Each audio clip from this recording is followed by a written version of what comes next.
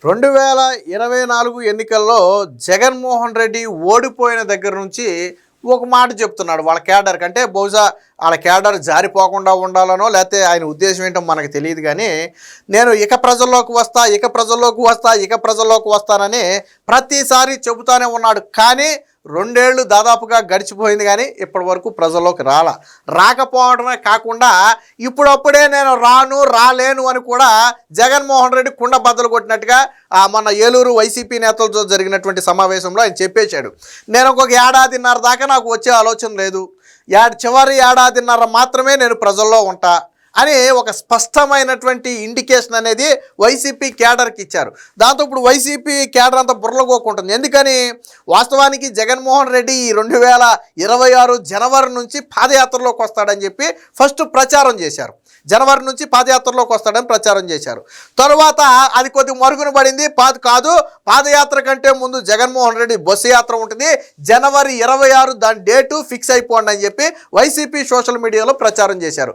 సరే పాదయాత్ర long time ఉంది కాబట్టి పాదయాత్ర బదులు బస్సు యాత్ర ఏమన్నా ప్లాన్ చేశాడేమోలే అని చాలామంది అనుకున్నారు. సరే ఇంకేంటి జగన్మోహన్ రెడ్డి బస్సు యాత్రతో ముంచేస్తున్నాడు, కూటమి ప్రభుత్వం చేసే తప్పులను కడిగి పడేస్తాడు, ఇక ప్రజలంతా జగనన్నతోనే ఉంటారని చెప్పి వాళ్ళు బాగా డబ్బా కొట్టుకున్నారు.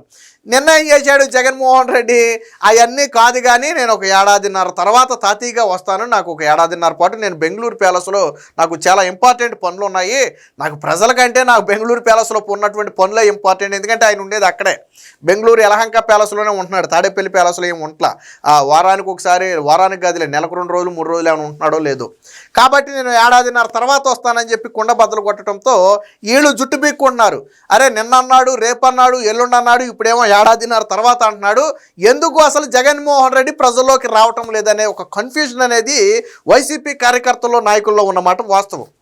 ఎందుకంటే ఫస్ట్ జనవరిలో పాదయాత్ర అన్నారు, తర్వాత బస్సు యాత్ర అన్నారు, తర్వాత ఈ సంక్రాంతి పండుగ తర్వాత ప్రజలతో మమేకమయ్యే కార్యక్రమాలు ఏర్పాటు చేస్తాడని చెప్పి కూడా వాళ్ళే చెప్పారు. పండగ తర్వాత జగనన్న ప్రజలతోనే, అంటే ప్రతిసారి బెంగళూరు అంటుంటే లేదు సంక్రాంతి తర్వాత ప్రజలతోనే ఉంటాడని చెప్పి డబ్బా కొట్టారు. ఇప్పుడు అది కూడా కాదు, జగన్మోహన్ రెడ్డి అనే వ్యక్తి ఏడాదిన్నర పాటు బయటికి రాడు, మీరు ఏదైనా చావండి, ఏడాదిన్నర పాటు జగన్మోహన్ రెడ్డి బయటకు రాడు, అది స్వయంగా ఆయనే చెప్పాడు. ఒక ఏడాదిన్నర తర్వాత వస్తా, దేవుడి దయతో 2 ఏళ్ళు అయిపోయింది, చూస్తా ఉంటే ఇంకొక ఏడాదిన్నర గడిచిపోద్ది, ఆ చివరి ఏడాదిన్నర నేను ప్రజలతోనే ఉంటాను, ఆ తర్వాత రాబోయేది మన ప్రభుత్వమే, మీరెవరూ అధైర్యపడొద్దు అన్నాడు. అంటే వాస్తవానికి జగన్మోహన్ రెడ్డి బయటకు వచ్చే ఉద్దేశం లేదు. కానీ ఎందుకు ఇలా లీకులు ఇస్తున్నారు అంటే క్యాడర్లో నిరాశ రాకుండా వాళ్ళకి ఇంకా వస్తాడని చెప్పి కొంచెం ప్రొలాంగ్ చేయటం అనమాట. ఫస్ట్ ఏమో 2026 ఫస్ట్ పాదయాత్ర అన్నారు, తర్వాత ఏమో బస్సు యాత్ర అన్నారు, తర్వాత ప్రజలతో మమేకమయ్యే కార్యక్రమాలు అన్నారు పండగ తర్వాత. ఇప్పుడేమో ఒక ఏడాదిన్నర పాటు ఏమీ లేదు, అంతా మామూలే, మీ పని మీరు చేసుకోండి, నా పని నేను చేసుకుంటాను. రెండోది ఏంటంటే ఇక్కడ ఒక విషయం ఏంటంటే, ఏ విషయం మీద జగన్మోహన్ రెడ్డి బయటకు వస్తాడు నేను అడుగుతున్నా. ఇప్పుడు జగన్మోహన్ రెడ్డి బయటికి రావాలి. ఇప్పుడు గత వైసీపీ హయాంలో అనుకోండి ప్రశ్నించడానికి చాలా ఉన్నాయి. సిపిఎస్ రద్దు అన్నాడు, చేశాడా? జనవరి 1న ఉద్యోగ క్యాలెండర్ అన్నాడు, ఇచ్చాడా? అలాగే 2.5 లక్షల ఉద్యోగాల భర్తీ అన్నాడు, చేశాడా? మెగా డిఎస్సి అన్నాడు, తీశాడా? లేదు కదా. సన్న బియ్యంతో పిల్లలందరికీ భోజనాలు అన్నాడు, పెట్టాడా? అంటే ఇలాగా చెప్పుకుంటూ పోతే చాలా ఉన్నాయి. సో వాటిని ప్రశ్నించడానికి నాడు అపోజిషన్లో ఉన్నటువంటి తెలుగుదేశం పార్టీ కావచ్చు, జనసేన కావచ్చు, ఒక బలమైన ఇది దొరికింది. మరి ఇప్పుడు ఏం ప్రశ్నిస్తాం మనం? సూపర్ 6 అమలు జరిగింది, ఒక పథకం మినహాయింపు ఉన్నట్టుంది, మిగిలిన అన్ని కూడా అమలు జరిగాయి, పెట్టుబడులా వస్తున్నాయి, మెగా డిఎస్సియా తీశారు, పోలీస్ కానిస్టేబుల్లా తీశారు, జరుగుతున్నాయి కదా, పెన్షన్లా ఇస్తున్నారు, పెన్షన్లు అందుతున్నాయి. సో అంత సవ్యంగా జరుగుతుంది కదా, రైతులకే అందాల్సినవి అందుతున్నాయి పథకాల్లో భాగంగా. గతంలో నువ్వు తీసేసిన డ్రిప్ ఇరిగేషన్ లాంటివి ఆల్రెడీ పెట్టారు. ఇప్పుడు ఉగాది నాటికి 700 అన్నా క్యాంటీన్ల ఏర్పాటుకు రంగం సిద్ధమైంది కదా. అంటే జరగాల్సినవి జరుగుతుంది. దేన్ని ప్రశ్నిస్తాం మనం? ఇదిగో చంద్రబాబు నాయుడు చెప్పాడు, ఇది చేయట్లేదు, ఏం ప్రశ్నిస్తాం మనం? లేదు కదా. ఇప్పుడు అదే జగన్ భయం. ఇప్పుడు నేను వస్తాను బయటికి బాగానే ఉంది, బట్ నేను వచ్చిన తర్వాత ఒక నిర్దిష్టమైన సమస్య మీద నేను ప్రశ్నించకపోతే చులకనవుతాను కదా. ఏమో ఇప్పుడు వెళ్ళానంటే ఏదో ఒకటి మాట్లాడాలా. ఎంతవరకు చంద్రబాబు నాయుడు అవినీతి అంటే కుదురుద్దా? కుదరదు. ఎందుకంటే మన నేతలు అవినీతి కేసుల్లో ఇరుక్కున్నారు. ఆల్రెడీ మిథున్ రెడ్డి అరెస్ట్ అయ్యాడు, చెవిరెడ్డి భాస్కర్ రెడ్డి అరెస్ట్ అయ్యాడు, పేర్నేనాని దాదాపు అరెస్టుకు రంగం సిద్ధంలో ఉంది, గతంలో ఏదో ఇందులో ఉన్నాడు. అంటే ఇలా నేతలందరూ కూడా అరెస్ట్ అయ్యి జైల్లో ఉన్నటువంటి పరిస్థితి. కానీ జగన్మోహన్ రెడ్డి ఇప్పుడు బయటికి వెళ్ళి కూటమి ప్రభుత్వం మీద అవినీతి అనలేడు, ఎందుకంటే లెక్కర్ స్కామ్లో ఈయన పేరు కూడా ఉంది.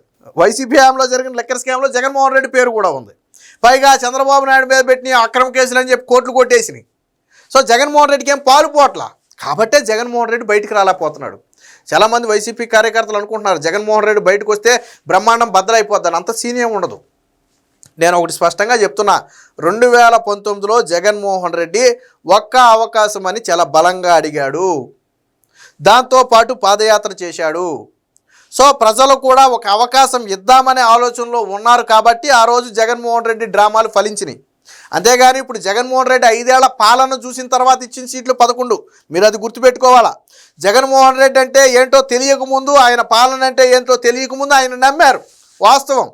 కానీ జగన్మోహన్ రెడ్డి పాలన ఏంటో తెలిసిన తర్వాత 5% సీట్లు కూడా మనకి ఇవ్వాలి, అంటే 11 సీట్లు ఇచ్చారు మనకి 5 ఏళ్ల పాలన చూసిన తర్వాత. 2014 నుంచి 19 వరకు చంద్రబాబుని చూశారు, 19 నుంచి 24 వరకు జగన్ను చూశారు. చూసిన తర్వాత ఇప్పుడు చెప్పండి రా అబ్బాయి, మీకు జగన్ కావాలా చంద్రబాబు నాయుడు కావాలంటే జగన్కో నమస్కారం నాయన అని చెప్పి చంద్రబాబు గారు కావాలన్నారు. అంటే జగన్మోహన్ రెడ్డి ఎందుకు అంత యాంటీ తెచ్చుకున్నాడు? 3 రాజధానుల డ్రామాలు ఆడాడు. గతంలో ఆడిన అతిపెద్ద డ్రామా ఏంటంటే 3 రాజధానుల డ్రామా. నేను అమరావతిలోనే జగన్ ఇల్లు కట్టుకున్నాడు, అమరావతికే జగన్మోహన్ రెడ్డి కట్టుబడి ఉన్నాడు. పైగా అసెంబ్లీలో ఈయన కూడా అమరావతిని సమర్థించాడు, 30,000 ఎకరాలు ఉండాలని చెప్పి ఈయన కూడా ఒప్పుకున్నాడు. ఆ తర్వాత 3 రాజధానులు అన్నాడు. అప్పుడేమో బాబాయి చనిపోతేనేమో నరాసుర రక్త చరిత్రను రాశాడు, తీరా చూస్తేనేమో ఏళ్ళ కుటుంబంలోనే ఉన్నారు మొత్తం ఆ హంతకులందరూ కూడా.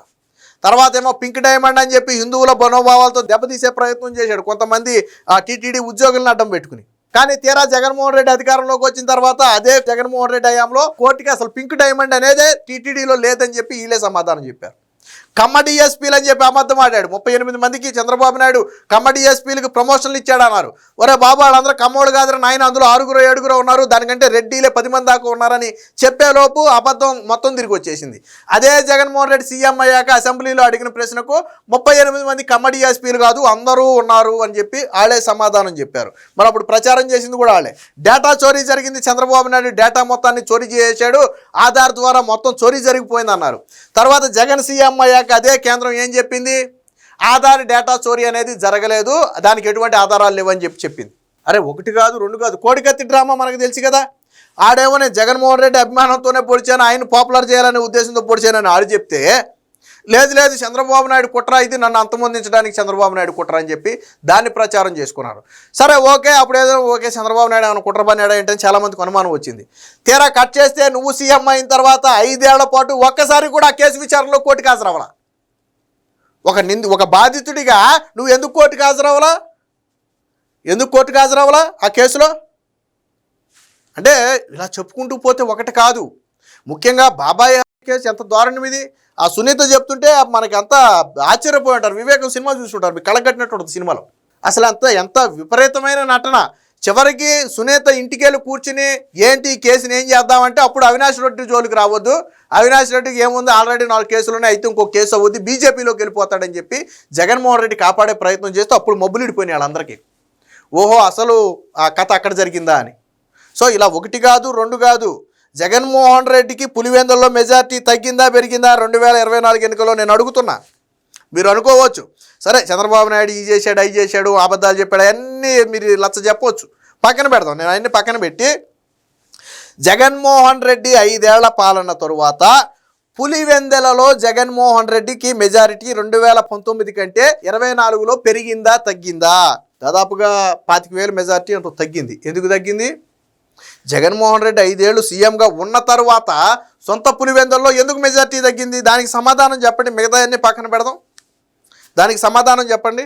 సొంత కడప జిల్లా వైసీపీకి కంచుకోటగా ఉన్నటువంటి కడప జిల్లాలో ఎందుకు బీటలు వారింది జగన్మోహన్ రెడ్డి 5 ఏళ్ల పాలన తర్వాత? సమాధానం చెప్పండి. నేను సొంత ఆటు గురించే మాట్లాడదాం, నేను రాష్ట్రం మొత్తం గురించి మాట్లాడట్లా, సొంత ఆటు గురించే మాట్లాడదాం. సో అది అంటే ప్రజలకు విషయం తెలుసు. అందుకని నేను మళ్ళీ చెప్తున్నా, జగన్మోహన్ రెడ్డి ప్రజల్లోకి వస్తే బ్రహ్మాండం బద్దలైపోద్ది అంటే బద్దలు అవ్వదు. ఆల్రెడీ జగన్మోహన్ రెడ్డి నైజం ఏంటో ప్రజలకు తెలుసు. 5 ఏళ్ల పాలన ఇంకా కళ్ళ ముందు కదలాడుతుంది వాళ్ళందరికీ. జగన్మోహన్ రెడ్డి సాగించిన పాలన అలాంటి పాలన కాదు, ఏదో 2 రోజులు 3 రోజులు అయిపోతే మర్చిపోయే పాలన కాదు. సో అది 10 ఏళ్ళైనా కళ్ళ ముందు కదలాడద్ది. అలాంటి దారుణమైనటువంటి పరిస్థితులు మళ్ళీ మనిషి అన్నోడు ఎవడో కూడా అలాంటి దారుణమైన పరిస్థితుల్లోకి వెళ్ళాలని కోరుకోడు. ఎవడైనా నరక కోపంలోకి వెళ్ళి బయటకు వచ్చిన తర్వాత నేను మళ్ళీ అందులోకి వెళ్ళాలని ఎవడో కోరుకుంటాడా? జగన్ పాలన కూడా అలాంటిదే. కాబట్టి అందులోకి వెళ్ళాలని కోరుకోడు. జగన్మోహన్ రెడ్డి పాదయాత్రకు వచ్చినా ఓడబొడిచేది కూడా ఏం ఉండదు. పాదయాత్రలు చేస్తేనే ముఖ్యమంత్రి అయిపోతారు అనుకుంటే చాలామంది పాదయాత్రలు చేశారు, ముఖ్యమంత్రులు ఎవరు. సో అది అంటే మొత్తంగా జగన్మోహన్ రెడ్డికి ఒక స్పష్టత ఉంది. ఇప్పుడు నేను ప్రశ్నించడానికి సమస్యలు లేవు, ప్రజల్లోకి వెళ్తే తిరిగి నేను అబాసు పాలు అవ్వచ్చు అనే ఒక ఉద్దేశంతో మీకు చిన్న ఎగ్జాంపుల్ చెప్తా.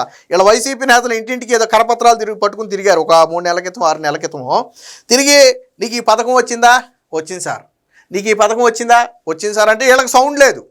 జగన్ పాలనలో బాగుందా, ఇక్కడ బాగుందా అంటే బాబు గారిదే బాగుందండి, వాళ్ళకి సౌండ్ లేదు ఇక. సో రాష్ట్రం అంతా కూడా అదే పరిస్థితి ఉంది. ఎవరి దగ్గరికైనా వెళ్ళి మీకు జగన్ పాలన బాగుందా, చంద్రబాబు నాయుడు పాలన బాగుందా అంటే ఆ జగన్ పేరు ఎత్తకండి బాబు, మీకు నమస్కారం. అది రాష్ట్ర పరిస్థితి. కాబట్టి జగన్మోహన్ రెడ్డికి విషయం తెలుసు కాబట్టే సగ తాతీగా చావు గౌరు సలగా చెప్పినట్టు చివరి ఏడాదిలో నేను వస్తాను, అప్పటి వరకు మీరు ప్రశాంతంగా పడుకోండి, నన్ను ప్రశాంతంగా బెంగళూరు ప్యాలెస్లో పడుకునేవ్వండి అని చెప్పి నిన్న వైసీపీ కార్యకర్త సమావేశంలో కుండ బదలు కొట్టాడు.